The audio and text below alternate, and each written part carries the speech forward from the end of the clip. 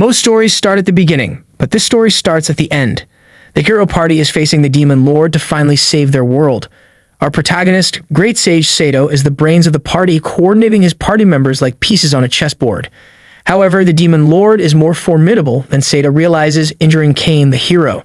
Responding quickly, he turns to Ange, his bishop, ordering her to summon a divine blessing. While she is casting her magic, Sato orders his rook to defend Kane while he is being healed. The blessing does its thing, and Kane is soon healed of all his injuries. Ange is overcome with emotions upon seeing this, but beneath those tears lies a truth only Sato understands. The two of them have a secret love that they have kept hidden from everyone. Being the cold and calculating king, Sato finds no place for such emotions on a battlefield. Maintaining his focus, Sato orders another attack on the Demon King, this time by Mulin and Riza, another secret couple. It would seem that Sato is the only one who wants to save the world rather than having secret love affairs. Back on the battlefield, Sato finally brings out his most powerful piece to finish the fight, the Queen. Mulin cast a powerful magic, capable of destroying everything in its path. Even her teammates quickly move aside from fear of getting caught in it. Mulin, however, only smiles, praising her great sage. She confidently declares that even alone, Sato would have defeated the Demon Lord. Hearing this brings a tear to his eyes, not because he is moved by her words, but because he knows that it's far from the truth. Sato trained in isolation for years under a master said to have divine powers. He had hoped that by becoming stronger, he could meet good people and be happy. Yet it seems only his party members are having fun. Seeing them being up lovey-dovey annoys him to no end. With the Demon Lord defeated, he can't wait to get back to his world. There are 3 doors in this world capable of surpassing space and time. One of them was in the possession of the Demon Lord. With the Demon Lord dead, he now has a small window to get back to Japan. As Sato is about to step through the door, his comrades thank him for all his help. However, their words mean nothing to him. He wanted that typical anime romance, but all he got was a useless adventure. For the sake of appearance, he thanks them, maintaining his cool guy image. But just as the door is about to close behind him, Ange reveals something that leaves him shocked. She reveals that she always had feelings for him. In fact, she wasn't the only one. Mulin was also secretly in love with him, but being as dense as he was, he never noticed that. Eventually, they both decided to give up and find someone else. With this new revelation, Sato couldn't turn back quick enough, even giving us the here's Johnny moment while trying to break through the door. If happiness is what he seeks, he believes it lies in this world. What was once an obligation now feels like a choice shaped by the years he has spent here. His words provoke Kane and Riza, who refuse to accept such recklessness. They argue that the one who saved the world should not speak so carelessly. They push him back, urging him to move forward, for Ange and Mulin have already let go.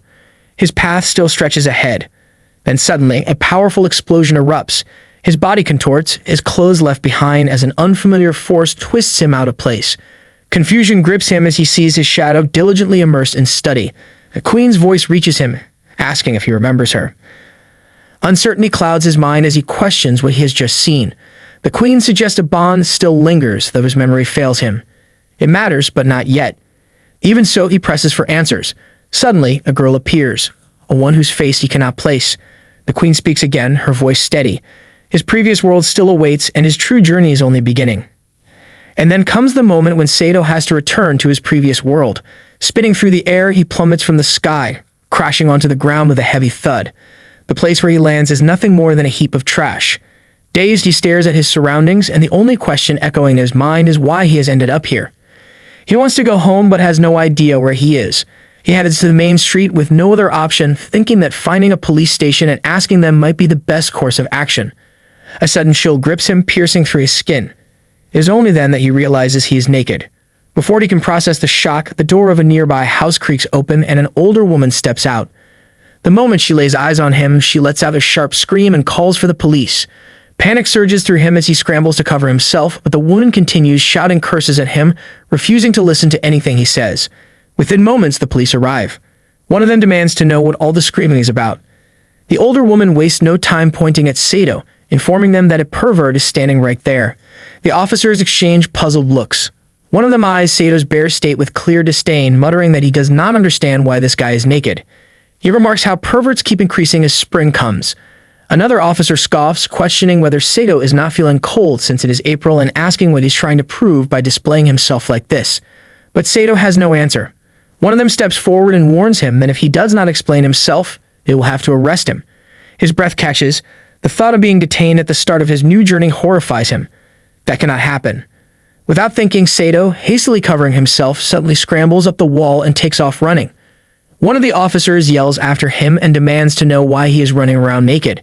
Sato barely glances back and shouts that he wants a good journey.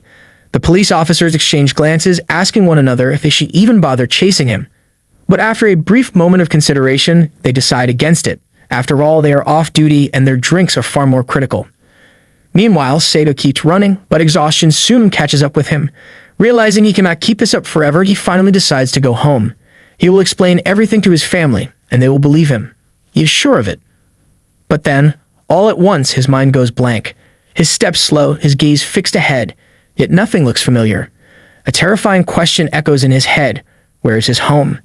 He cannot remember. Not his house, not his family. Nothing.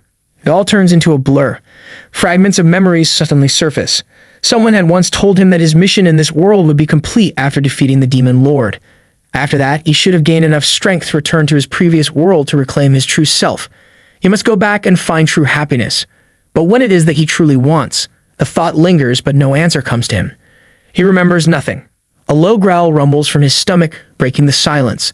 At that moment, the door of a nearby house creaks open and a girl steps outside. The instant Sato sees her, he instinctively covers himself. His voice trembles as he pleads with her not to scream. He does not mean to be a pervert. He tries to assure her that he is a gentleman and still a virgin, in fact, because he has never even touched a girl. But the girl seems lost in her thoughts, barely paying attention to his frantic explanation. Instead, she suddenly asks if he is Tatsuya.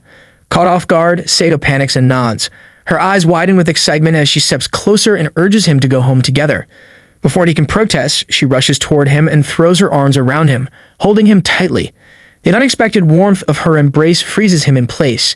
With tears in her eyes, she asks where he has been all this time. Around April, when the cherry blossoms were still in bloom, she had been searching for him. She welcomes him home. Thus, the great sage Sato's new journey begins. As Sato analyzes the situation, he realizes that the girl before him is the one he had glimpsed in that distorted space and time between worlds. When he met his end was Kanako, his childhood friend. Kanako's fingers begin tracing over his body as she examines him with intense curiosity. She then touches his skin and remarks that this is not the skin of a 34-year-old. Her hands continue their inspection. She even brushes against his nipples, making him feel deeply embarrassed. She wonders aloud whether she has mistaken him for someone else. She smiles and says she had thought she would finally meet Tatsuya, but concludes that he could not be a pervert. Irritation flickers across his face, but their conversation does not last long. Suddenly, a splash of water crashes onto him from above, and a child's voice demands to know what he is doing. A young girl leaps from the apartment's second floor, attacking him while fiercely warning him to stay away from her mother. Kanako's voice rings angrily as she tells the girl that she cannot do that, and that jumping from the second floor is dangerous. Maya does not stop and continues cursing him, throwing punch after punch as if determined to drive him away. Sato had left this world when he was just 15, and it has been 19 years since then. He finds it unsurprising that Kanako has a daughter. The way she rushes to protect her mother without hesitation makes it clear to him that Kanako has found happiness. He praises Kanako, admiring the life she has built. But a bitter twinge of jealousy lingers within him. She has changed while he remains the same. She is a man who has spent 19 years without finding love. It is the life he wants. Maya refuses to back down as if nothing Kanako says will change her mind. Kanako tells her that he is an old friend. Even after Kanako's words, Maya refuses to back down. Meanwhile, Kanako makes a surprising decision. She decides to let Sato take a bath.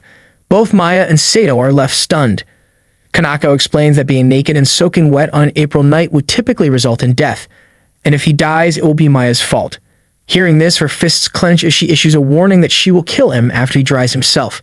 Sato struggles to maintain his composure. He quietly thanks her. Kanako then asks why he is naked. Sato admits that he does not know the answer. When he came to his senses, he was already lying naked at the dump, with no memory of how he got there. Kanako leads him to her home, informing him that the bath is on the second floor and that she will bring him clothes later. Sato thanks her again. He reassures himself that he is not a pervert.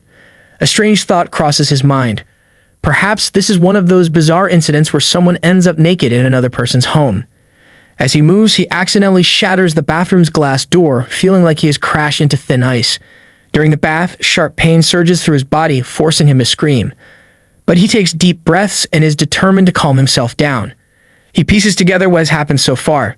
He returned to this world naked and wandered. He cannot even talk about himself because he remembers nothing. He decides to speak to Kanako and ask for her help. As he catches sight of the clothes Kanako left for him, a faint memory of Tora resurfaces.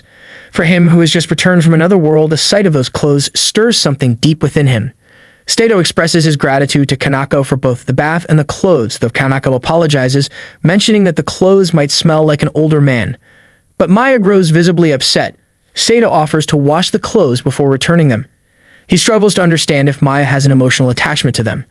Kanako asks him to sit down for dinner and asks if he likes oyakodon. Saito ultimately gives in at the sight of the delicious food. Maya feels that her mother is being overly kind to this pervert.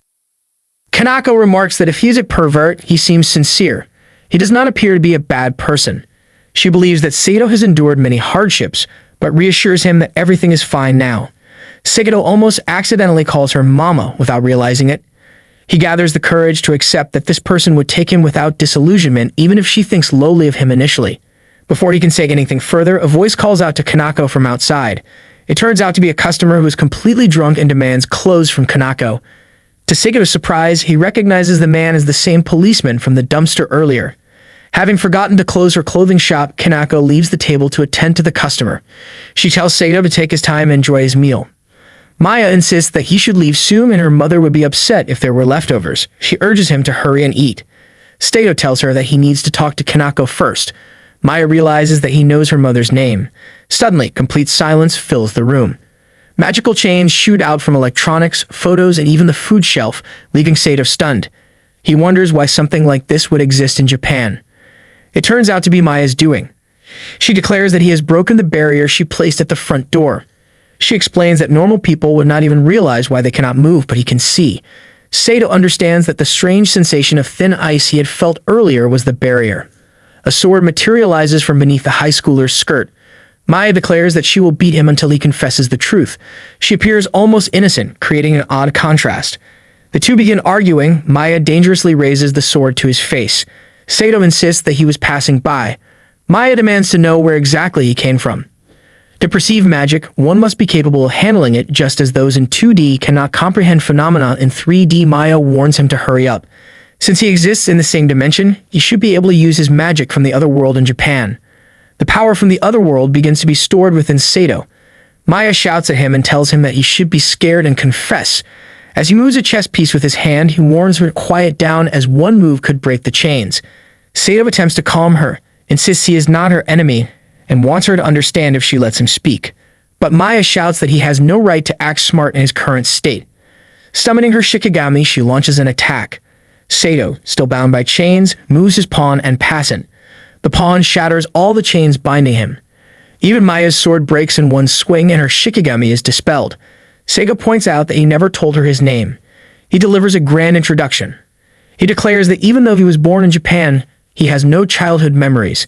He came from another world. He is the great sage who studied the ways of magic in order to defeat the demon lord and protect his friends. Now he has returned to his original world. Maya turns red and is left speechless due to the cringe. Saito frantically tries to tell her how it is all true. Maya says she does not understand everything but will listen to his story. Saito thanks her. Maya then wants to confirm whether the Kasetsu clan is a lower god. She asks for his help to protect her mother, whose life is in danger. She says if he truly thinks of Kanako as a friend, then he should help as he can use magic. Kanako is busy dealing with the customer. Hearing that Kanako's life is in danger, Saito panics and demands to know what Maya means. Maya gestures toward her ears. Saito fails to understand if they are being eavesdropped on or if the danger is that close. Through tears, Maya tells him that if they do not clean the room first, they will not be able to do anything. Maya shouts that they are in grave danger. Using his strange power again, he orders the bishop to restore the room. Within moments, the room is spotless. Maya is overjoyed and comments that this treasure is now spiritually more potent than before it was broken. Saito asks if that is bad, but Maya says it is fantastic. Saito then presses her for more details about Kanako's situation. Maya says she will explain, but first asks if her mother's eyes are sick. Saito asks her to be more specific. Maya then explains that two organizations are targeting her mother's eyes. Japan's largest devil group and the prestigious Shimogami school are after Maya's mother's eyes. The Kashidza clan seeks to harness their power for their benefit, while Shimogami, despite being neutral, aims to prevent them from falling into hostile hands.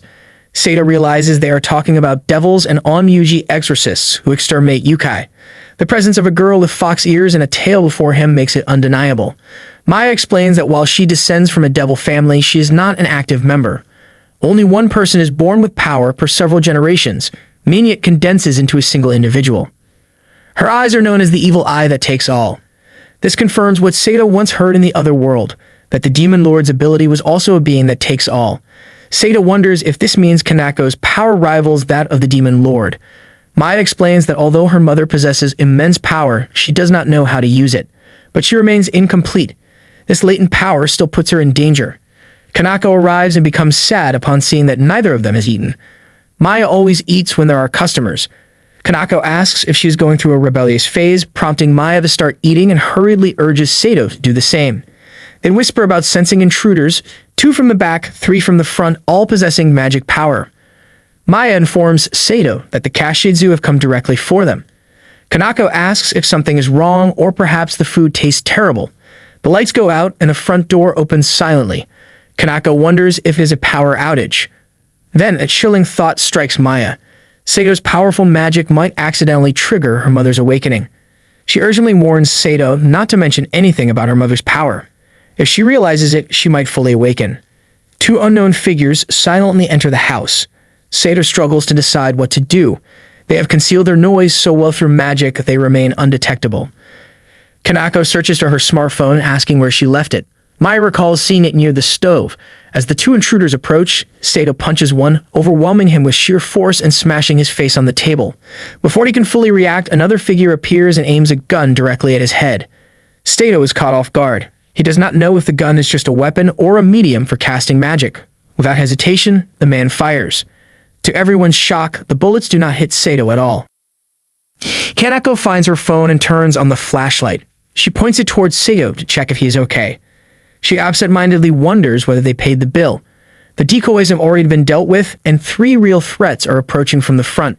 Sato's bishop quietly taps Kanako, sending a strange sensation through her that makes her tense and uneasy. This makes her turn around. Suddenly, the moment is shattered as the wall bursts open and an unseen force strikes Sato from behind. Panic flashes across Maya's faces as the attack unfolds. Sato, unprepared for such a direct assault, barely has time to register the situation, knocking his meal to the table. The sight of his untouched Japanese food lying ruined fuels a profound irritation. He has not even had a bite. The creature engages with the chess piece and is able to easily block the attack.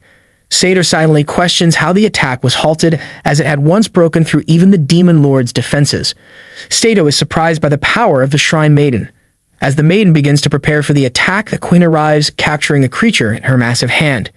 She says they should dispose of it properly and takes her away back to where she came from. Sato instructs Bishop to return to her standard form. As the lights flicker back, it leaves nothing but the remnants of an overturned meal.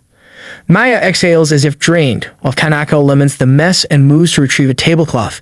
Sato brushes it off as a minor spill and tastes it anyway. He thanks her for the delicious food. Kanako remarks that despite everything, he seems like a good person, even if he is a pervert. Maya hesitates before asking whether he can stay. Her words hang in the air and surprise Sato. After witnessing this horrifying scene, she declares that it is impossible for her to defend Mama alone. Kanako watches her with quiet curiosity, asking why she suddenly seems so shaken. Maya explains that the man before them has no memories, having awoken naked in this city, with no home to return to. She asks Kanako to let him stay. Kanako remains silent for a moment before speaking. She wonders aloud whether it is love. Sato turns to Maya so that she can clear the misunderstanding, but she seems awkward with the current situation. He tries to suppress his growing frustration. Kanako grasps his hands and declares that they should live together. The statement leaves Sato in disbelief within moments. He has a place to stay and even a girlfriend. Kanako asks his name. He gives it without thought. Sato. A nervous tension coils within him. If anyone discovers the truth, this childhood friend will see him as nothing more than bad news for getting involved with a 16-year-old girl. Kanako freezes in shock that he is Sato too. He calmly introduces himself that he is just an ordinary Sato. After 19 years, Sato finds himself encountering technology that feels almost unreal. The sleek design of televisions, the efficiency of a robot vacuum, and even the unexpected presence of water in a toaster. Each detail leaves him quietly astonished. Morning arrives, and as Maya steps into view, his gaze lingers on her, drawn by the soft, fuzzy texture of her pajamas. She brings up a phone call, though he struggles to grasp what she means. Kanako remarks that skipping school for love hardly compares to her own decision to drop out of university. Maya insists on taking him out, and when he questions her plans, she mentions a visit to a hot spring. The thought stirs something distant within him. Yet uncertainty lingers. Just yesterday, they were under attack. There is no way she lacks a plan. To be cautious, he leaves a piece behind as a lookout, suspecting she might use this trip as an opportunity to reveal why Kanako is being targeted. Still, her insistence on a hot spring remains a mystery. Even so, he finds no reason to refuse. As they make their way toward the destination, Maya points out that, as her mother's childhood friend, he must have once lived here. She asks if the place stirs any memories, but he admits that nothing feels familiar. The town has changed drastically over the years. Many shops now stand abandoned and their doors closed for good. Yet one landmark remains untouched, the Tunyu Building, a long-standing establishment that has become the heart of the city's business association and determined to reclaim its influence, much like the Yakuza and Kashidzu, the same group from the previous night. For him, returning at this moment could not be worse. She reaches for his hand and insists that, if anything, this timing works in their favor. She suggests they take a bus to the Chiyo Hot Spring and Nari Shrine afterward. It is a request that leaves him unsettled. Something about the way she says it makes him realize that this is not just a casual visit. For the leader of a Yuko family, such a decision carries far more weight than it seems. Gangsters suddenly appear and surround Sato. They demand to know what he is doing with Maya. Maya steps forward and casually dismisses them by stating that they were in the middle of something important and orders everyone to leave. Sato feels deceived by that cunning fox. The man wonders if Sato is Maya's boyfriend. She tells them they are disturbing her guest. He asks who they are, and Maya explains that they belong to the business association of the shopping district. She then reveals that her mother is a widow, a fact that catches Sato off guard. Since the two girls live alone, these men have taken upon themselves to protect them. Maya informs them that Sato has been staying with them since yesterday and even protected them, so they don't need to do it anymore. They are clearly upset by such a sudden revelation, and when she mentions that Mama said so, the men immediately accept it. After all, they cannot go against Kanako's decision. To them, Kanako's judgment is absolute because she has an uncanny ability to distinguish good from bad. Given the rising number of troubling rumors in the city, they have been increasingly concerned about Kanako's household. They ask Sato to look after the two girls before taking their leave. As they walk away, Maya reminds Sato that this is not that kind of date and urges him to keep moving. Sato starts to find those men likable as well, which is precisely why Maya wants him to lend them his strength. She wants to protect her mother and everyone else. In response, Sato simply smiles and tells her, "Let's meet the head of the Fox family." Maya thanks him with a smile. During the bus ride, Sato's condition quickly deteriorates and motion sickness takes a heavy toll. Watching him struggle, the driver remarks that a man approved by Kanako surely would not throw up. But after 19 years without riding a bus, especially on winding mountain roads, Sato finds himself barely holding on. Maya pats his back and relieves that the bus is not crowded today and asks if he can do something about his car sickness. As the bus finally reaches its destination, Maya turns to Sato, asking if he is alright. He assures her that he is fine. She then mentions that their stop is the 100-step stairs leading up to the main shrine where an untouched hot spring also awaits. Sato remains silent as his gaze fixes ahead. A lone figure stands before the stairs and captures their attention. Maya suspects that he might be a Kamuso, but the man introduces himself as Yuku, the guardian of Buddhism and a devil blessed with the power of Vajra. Sato senses that he might be one of the Kashidzu, yet he cannot detect any trace of magic power from him. Yuku declares that any outsider who harms people shall not leave this place alive. Without warning, he launches an attack, but Sato instinctively blocks it while shielding Maya. The both of them quickly step backward after this exchange. The wind grows fierce and surges around them. Sato, realizing that his magic power has suddenly risen immensely. Yuku, who is caught off guard by Sato's unexpected defense, removes his helmet. Maya warns Sato that if Yuku is who he claims to be, then he is the strongest attacker of the Kashidzu clan. Yuku acknowledges Maya for the introduction and calls her Fox Girl. Sato senses a familiar, overwhelming force which is beyond magic and akin to the Shrine Maiden's power from yesterday. It is wielded only by his master from the other world. Sato wonders if they can truly control such power before resuming the fight. After some blows are traded, the sheer resilience of this warrior stuns Sato. An attack which is strong enough to shatter a giant ogre had no effect. He prepares to push back. Before their battle escalates, a blur of motion interrupts them. A swift, formidable presence, as in who is the guardian fox, steps between them. His lack of clothes makes Sato uneasy. He questions Yuku's presence and orders him to leave. Yuku simply remarks that he had been investigating rumors of a goblin threatening a fox child. Though skeptical at first, he now realizes the matter was worth looking into. With that, he departs. Sato had believed the devils of the previous world were unmatched, and he failed to even sense the strength of those standing before him. He wonders why the warriors in Japan are surpassing those from the other realm. Izan, on the other hand, sees things differently. To him, Sato is an extraordinary force. With deep reverence, Aizen bows before Sato. His form shifts into that of a majestic fox before introducing himself as the shrine's guardian. He leads them to their true destination, which is Shio Hot Spring Inari's Shrine. It is a home to the head of the Yuko family. As they arrive, Sato is awestruck by the shrine's grandeur. Aizen, who is eager to share its history, instead guides them forward. Suddenly, the head of the Yuko family, Lady Chio, approaches them gracefully. Her fox form dissolves into that of an ethereal beauty. Without hesitation, she steps forward and pulls Sato into a warm embrace. Her voice carries a simple truth. She has waited for him for a long time. Another realization strikes him that she is entirely bare. Her presence is so mesmerizing that for the first time, Sato finds himself completely embarrassed.